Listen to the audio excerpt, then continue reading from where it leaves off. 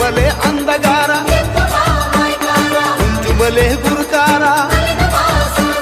Mohan sir ಅವರು ಮಾದೇಶ್ವರ ಮಹಿಮೆ ಇವರದೇ dancer ಹುಡುಗಿರೆಲ್ಲ ಕರ್ಕೊಬಂದು ನಮ್ಮನ್ನ ಮಾದೇಶ್ವರ ಬೆಟ್ಟದಲ್ಲಿ ಮಾದೇಶ್ವರ ಮಹಿಮೆಯಲ್ಲಿ ಅಷ್ಟು ನೃತ್ಯ ಮಾಡಿಸಿ ನಮ್ಮ ಭಾಳ ಕಷ್ಟಪಟ್ಟರು ನಮ್ಮ ಮೋಹನ್ ಅವರು.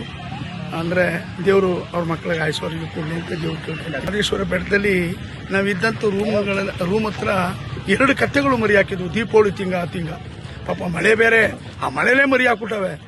ನಮಗೆ ಗೊತ್ತಿಲ್ಲ. ಇವ್ರು ಬತ್ತ ಮಾದೇಸ್ವಾಮಿ ನೋಡಪ್ಪ ಯಾವ ಥರ ಯೋಗ ನಿಂಗೆ 2 ಕತ್ತೆಗಳು ಮರಿ ಹಾಕವೆ ಅಂತಂದ್ರು. ಆಗಂದಾಗೆ ಮಾದೇಶ್ವರ ಮಹಿಮೆ ಹಾಡು ಇಡೀ ವಿಶ್ವದಾದ್ಯಂತ ಎಲ್ಲ ಕಡೆ ಪ್ರಚಾರ ಆಯಿತು. ನಮ್ಮ ಒಳ್ಳೆತನ ಇದ್ರ ದೇವರು ಕಾಪಾಡ್ತಾನೆ. ಆಮೇಲೆ ರವಿಕುಮಾರು ಭಾಳ ಶ್ರಮಪಟ್ಟು ಈ ಹಾಡಿಗೆ ಧ್ವನಿಗೂಡಿಸಿ ಬರೆದು ಭಾಳ ಶ್ರಮಪಟ್ಟಿದ್ದಾನೆ, ಭಾಳ ಕಷ್ಟಪಟ್ಟಿದ್ದಾನೆ. ಆ ದೇವರು ಅವನ ಕುಟುಂಬಕ್ಕೂ ಒಳ್ಳೇದು ಮಾಡಲಿ, ನಮ್ಮ ಮೋಹನ್ಗೂ ಒಳ್ಳೇದು ಮಾಡಲಿ ಅಂತ ಮನಸಾರ ಮಾತಾಡ್ತೀನಿ. ನಮಸ್ತೆ ಸ್ನೇಹಿತರೆ, ನಾನು ನಿಮ್ಮ ಪ್ರೀತಿಯ ರವಿಕುಮಾರ್ ಮಾತನಾಡ್ತಾ ಇದ್ದೀನಿ. ಸ್ನೇಹಿತರೆ, ಮಹದೇಶ್ವರ ದಯಬಾರದೆ ಹಾಡು ಜೊತೆಗೆ ಆ ಕೆಸೆಟಲ್ಲಿರ್ತಕ್ಕಂಥ ಎಲ್ಲ ಹಾಡುಗಳಿಗೂ ನಾವು ವಿಡಿಯೋ ಚಿತ್ರೀಕರಣವನ್ನು ಮಾಡಿದ್ವಿ. ನಾನು ಹಿಂದಿನ ಸಂಚಿಕೆಯಲ್ಲಿ ಹೇಳಿದ್ದೆ, ಕರ್ನಾಟಕದಲ್ಲಿ ಕಿರುತೆರೆಗೆ ಮೊಟ್ಟ ಮೊದಲು ಮಹದೇಶ್ವರ ಹಾಡುಗಳಿಗೆ ವಿಡಿಯೋ ಚಿತ್ರೀಕರಣ ಮಾಡಿದವರು, ಅಂದರೆ ಔಟ್ಡೋರ್ ಶೂಟಿಂಗ್ ಮಾಡಿದವರು ನಾವೇ ಮೊದಲು ಅಂತ ಹೇಳಿದ್ದೆ. ಮತ್ತೆ ಅದರಲ್ಲಿ ಅನೇಕ ದಿಗ್ಗಜ ಕಲಾವಿದರು ನುಡಿಸಿದ್ದಾರೆ ಅಂತ ಹೇಳಿದ್ದೆ. ಜೊತೆಗೆ ಒಬ್ಬ ಒಳ್ಳೆಯ ನೃತ್ಯ ಸಂಯೋಜಕರು ಅದಕ್ಕೆ ನೃತ್ಯವನ್ನು ಸಂಯೋಜನೆ ಮಾಡಿಕೊಟ್ರು ಅಂತ ಹೇಳಿದ್ದೆ. ಅವ್ರ ಹೆಸರು ಡ್ಯಾನ್ಸ್ ಮಾಸ್ಟರ್ ಮೋಹನ್ ಕುಮಾರ್ ಅಂತ, ಗುಂಡ್ಲುಪೇಟೆಯವರು. ಬನ್ನಿ, ಇವತ್ತು ನಮ್ಮ ಜೊತೆ ಅವರೇ ಇದ್ದಾರೆ, ಅವ್ರನ್ನ ಮಾತಾಡ್ಸೋಣ. ಆ ವಿಡಿಯೋ ಚಿತ್ರೀಕರಣದ ಅನುಭವವನ್ನು ಹೇಗಿತ್ತು ಅಂತ ಅವ್ರ ಬಾಯಿಂದ ಕೇಳೋಣ. ಸರ್ ನಮಸ್ತೆ. ಸರ್ ನಮಸ್ತೆ. ಮತ್ತೆ ನಮಗೆ ಈ ವಿಡಿಯೋ ಚಿತ್ರೀಕರಣ ಮಾಡ್ತಕ್ಕಂಥ ಐಡಿಯಾ ಬಂದಿದ್ದು ಹೇಗೆ ಅಂದರೆ, ಜೋಗಿ ಸಿನಿಮಾದಿಂದ ಅಲ್ವಾ ಸರ್?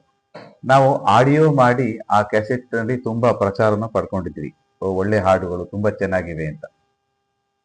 ಆಮೇಲೆ ಮಳವಳ್ಳಿ ಮಹಾದೇವ ಸ್ವಾಮಿಯವರು ಆ ಹಾಡುಗಳು ತುಂಬಾ ಚೆನ್ನಾಗಿ ಕೇಳ್ತಾ ಇದ್ದಾರೆ ಜನ.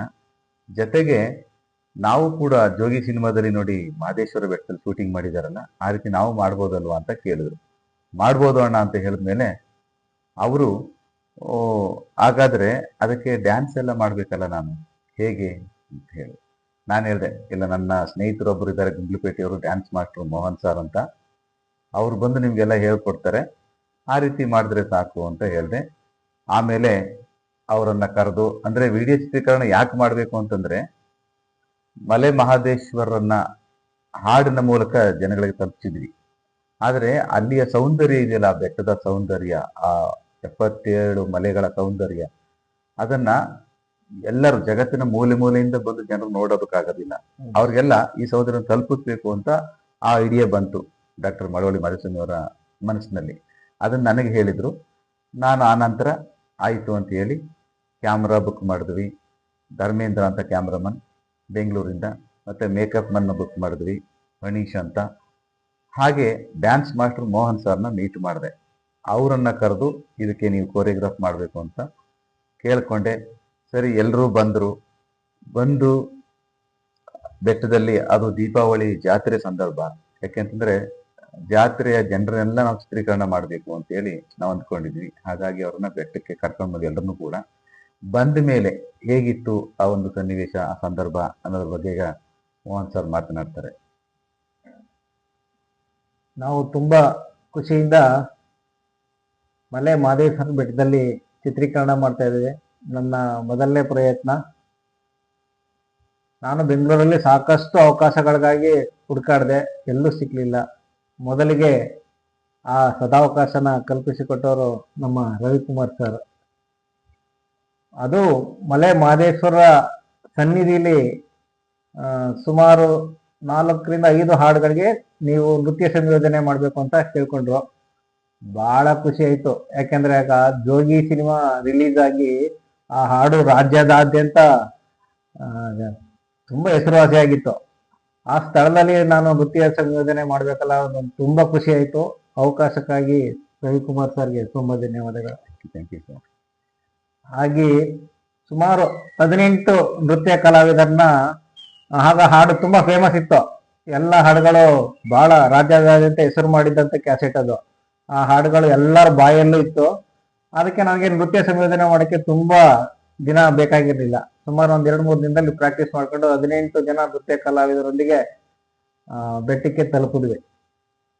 ಕ್ಯಾಮ್ರಾಮ್ಯಾನು ನಾವು ಎಲ್ಲ ಒಂದು 10-15 ಜನ ಇರೋ ಒಂದೇ ಒಂದು ರೂಮ್, ಲಕ್ಷಾಂತರ ಜನ ಸೇರಿದ್ದಾರೆ ದೀಪಾವಳಿ ಜಾತ್ರೆ ವಿಶೇಷವಾಗಿ. ಆ ಸಂದರ್ಭದಲ್ಲಿ ರೂಮ್ ಎಲ್ಲೂ ಸಿಗದೆ ಒಂದೇ ಒಂದು ರೂಮಲ್ಲಿ ಒಂದು ಮೂಲೆಯಲ್ಲಿ 18 ಜನ ನೃತ್ಯ ಕಲಾವಿದರು, ಕೊರಿಯೋಗ್ರಾಫರು ಒಂದ್ ಕಡೆ, ಕ್ಯಾಮರಾಮ್ಯಾನು ಅವ್ರ ಅಸಿಸ್ಟೆಂಟ್ ಒಂದ್ ಕಡೆ, ಮಳವಳ್ಳಿ ಮಾದೇಸ್ವಾಮಿ ಅವರು ಒಂದ್ ಕಡೆ, ರವಿಕುಮಾರ್ ಸರ್ ಅವ್ರ ಜೊತೆ ಒಂದಿಬ್ಬರು ಸ್ನೇಹಿತರು, ಜೊತೆಗೆ ನಮ್ಮ ಚಿತ್ರೀಕರಣಕ್ಕೆ ಬೇಕಾದಂತ ಸಾಮಗ್ರಿಗಳನ್ನ ಒದಗಿಸಕ್ಕೆ ಒಂದ್ 3-4 ಜನ. ಇಷ್ಟು ಜನ ಒಂದೇ ರೂಮಲ್ಲಿ ಕೂತಿರ್ಬೇಕಾದ್ರೆ ಮಳವಳ್ಳಿ ಮಾದೇಸ್ವಾಮಿ ಅವರು ಬಂದ್ರು. ಮಳವಳ್ಳಿ ಮಾದೇಸ್ವಾಮಿ ಅವರು ಬಂದ ತಕ್ಷಣ ರವಿಕುಮಾರ್ ಸರ್ ಎಲ್ಲರಿಗೂ ಪರಿಚಯ ಮಾಡಿಕೊಟ್ರು. ಇವರು ಕ್ಯಾಮರಾಮ್ಯಾನು, ಇವರು ನೃತ್ಯ ಸಂಯೋಜಕರು ಮೋಹನ್ ಅಂತ. ನೋಡಪ್ಪ, ನನಗೆ ಡ್ಯಾನ್ಸ್ ಗಿನ್ಸ್ ಏನು ಬರಲ್ಲ, ಹಾಡ್ಗಿಡ್ ಹೇಳ್ಕೊಂಡು ಕಾಲ ಕಳಿತಿದ್ದವನು ನಾನು. ನನ್ನ ರವಿಕುಮಾರ್ ಅವರು ಡ್ಯಾನ್ಸು ಮಾಡಿ ಅಭಿನಯ ಮಾಡಿ ಕರ್ಬಿಟ್ಟವ್ರೆ. ಮಳವಳ್ಳಿ ಮಾದೇಸ್ವಾಮಿ ಅವರು ಬಂದು ಎಲ್ಲರನ್ನೂ ಪರಿಚಯ ಮಾಡ್ಕೊಂಡ್ರು. ಕ್ಯಾಮರಾಮ್ಯಾನು, ಎಲ್ಲ ನೃತ್ಯ ಕಲಾವಿದರು ನಮ್ಮನ್ನು ನೋಡಿ ಪರಿಚಯ ಮಾಡ್ಕೊಂಡು, ನನಗೇನು ಡ್ಯಾನ್ಸ್ ಬರಲ್ಲ ಕಣಪ್ಪ, ನಾನು ಬರೀ ಹಾಡು ಹೇಳ್ಕೊಂಡು ಕಾಲ ಕಳೀತಿದ್ದವರು. ರವಿಕುಮಾರ್ ಅವರು ಬಂದು ನನ್ನ ನೃತ್ಯ ಮಾಡಿ ಅಭಿನಯ ಮಾಡಿ ಅಂತ ಹೇಳ್ಬಿಟ್ಟವ್ರೆ. ಎಲ್ಲ ಮಾದೇಶ್ವರ ಸನ್ನಿಧಿಲಿ ಹೆಂಗ್ ನಡೀತೋ ಗೊತ್ತಿಲ್ಲ, ನಮ್ಗೆ ನೀವು ಹೇಳ್ಕೊಡ್ಬೇಕಂದ್ರೆ ಏನು ಭಯ ಪಡ್ಬೇಡಿ, ನಾನು ಸ್ಪಾಟಲ್ಲೇ ನಿಮಗೆ ಅನ್ವಯಿಸುವಂತ ಸ್ಟೆಪ್ ನೃತ್ಯ ಸಂಯೋಜನೆ ನಾನು ಮಾಡ್ಕೊಡ್ತೀನಿ ಅಂತ ಹೇಳಿದೆ. ಒಪ್ಕೊಂಡು ಖುಷಿ ಪಟ್ರು. ಆಯ್ತು ಅಂತ ಹೇಳಿದಾಗ ಆ ನಂತರ ಅಲ್ಲಿ ಒಂದು ಘಟನೆ ಆಯ್ತು. ಅಂದ್ರೆ ಕ್ಯಾಮ್ರಾಮನ್ ಉಳ್ತಿದ್ರಲ್ಲ ಧರ್ಮೇಂದ್ರ ಅವರು, ಅವ್ರನ್ನ ಕೇಳಿದ್ರು, ಧರ್ಮೇಂದ್ರ ಈ ಕ್ಯಾಮ್ರಾಕ್ಕೆ ಎಷ್ಟಾಗುತ್ತಪ್ಪ ಅಂತ ಕೇಳಿದ್ರು. ಅವ್ರು ಹೇಳಿದ್ರು, ಸರ್ ಒಂದು 5-6 ಲಕ್ಷ ಆಗುತ್ತೆ ಸರ್ ಅಂತ ಹೇಳಿದ್ರು. ಅಥವಾ ಸೋನಿ ಕಂಪನಿ ಕ್ಯಾಮ್ರಾ, ಇದರಲ್ಲಿ ಸಿನಿಮಾನು ಮಾಡ್ಬೋದೇನಪ್ಪ? ಇಲ್ಲ ಸರ್, ಸಿನಿಮಾ ಮಾಡ್ಲಿಕ್ಕಾಗಲ್ಲ, ಬಟ್ ಆ ರೇಂಜ್ಗೆ ನಾವು ರೆಸಲ್ಯೂಷನ್ ಮಾಡ್ತೀವಿ ಸರ್ ನಿಮಗೆ.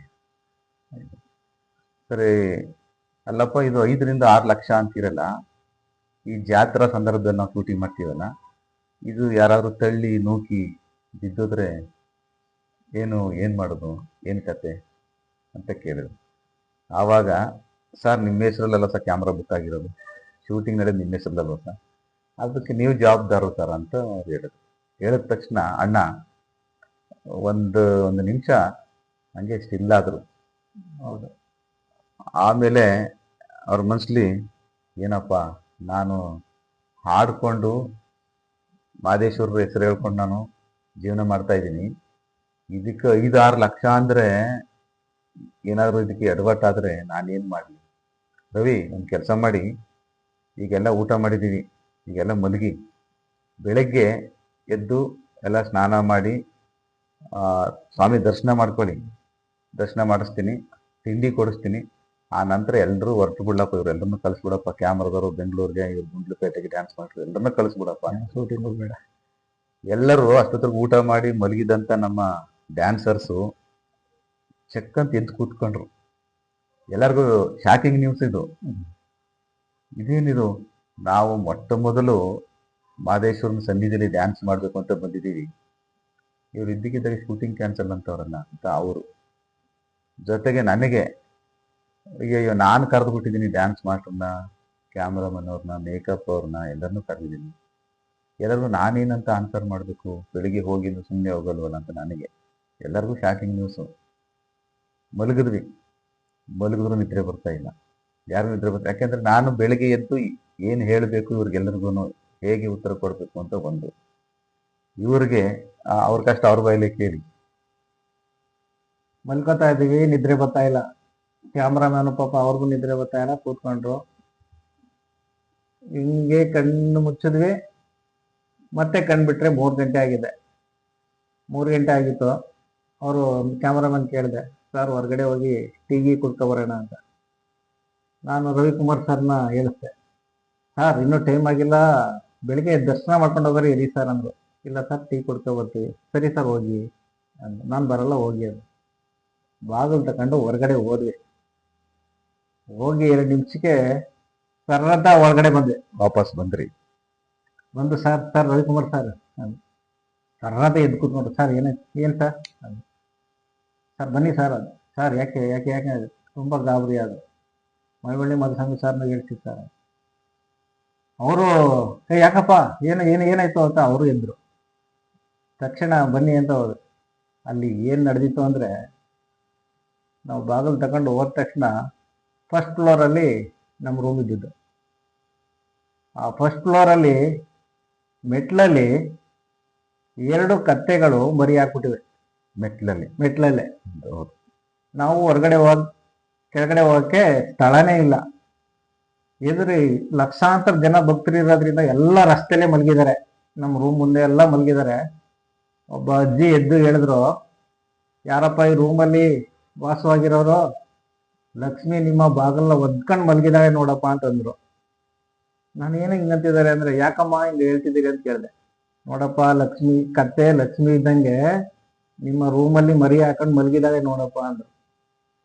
ನಾನು ತಕ್ಷಣ ಏನೋ ಒಂಥರ ರೋಮಾಂಚನ ಆಯ್ತು.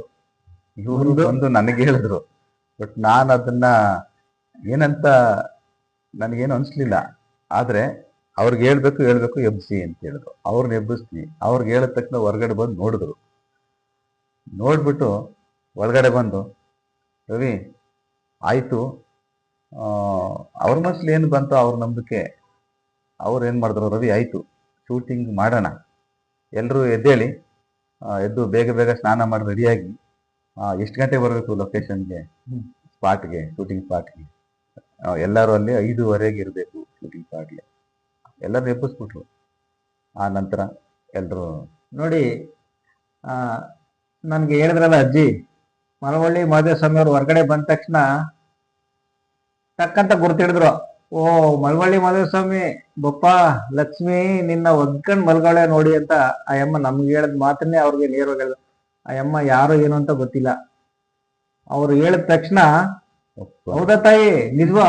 ಓ ಉಂಕವ ಅಂದ್ಬಿಟ್ಟು ಒಳಗಡೆ ಬಂದ ತಕ್ಷಣ ರವಿಕುಮಾರ್ ಸರ್ ಹೇಳಿದ್ರಲ್ಲ, ಏನೇ ಖರ್ಚಾಗ್ಲಿ ರವಿ ಅವ್ರೆ, ನಾವು ಶೂಟಿಂಗ್ ಮಾಡೋಣ ಅಂತ ಅಷ್ಟು ಧೈರ್ಯದಿಂದ ಹೇಳಿದ್ರು. ನಮ್ಗೆಲ್ಲ ಇಲ್ಲದ ಖುಷಿ, ಉತ್ಸಾಹ, ಎಲ್ಲರೂ ಖುಷಿ ಆದ್ರು. ಕ್ಯಾಮ್ರಾಮನ್ ಖುಷಿ ಆದ್ರು. ನಮ್ಮ ಮಲಗಿದ ಮಕ್ಕಳು ಟಕ್ ಅಂತ ಎದ್ಬಿಟ್ರು. ಎಲ್ಲರಿಗೊಂಥರ ಖುಷಿ ಆಯ್ತು. ನೋಡಿ, ಆ ಕ್ಯಾಸೆಟ್ ದೇಶದಾದ್ಯಂತ ವಿದೇಶದಾದ್ಯಂತ ತುಂಬಾ ಹೆಸರು ಮಾಡ್ತು, ಅಷ್ಟೇ ಗಳಿಕೆನೂ ಮಾಡ್ತು. ಬರೀ ಮಹದೇವಸ್ವಾಮಿ ಅವ್ರ ಗಳಿಕೆ ಅಲ್ಲ, ಅದನ್ನ ಪೈರಸಿ ಮಾಡಿ ಎಷ್ಟೋ ಜನ ಜೀವನ ಸಾಗಿಸ್ಕೊಂಡ್ರು ಸರ್. ಪೈರಸಿ ಮಾಡಿದವ್ರು ಕೂಡ ಬದುಕು ಕಟ್ಕೊಂಡ್ರು.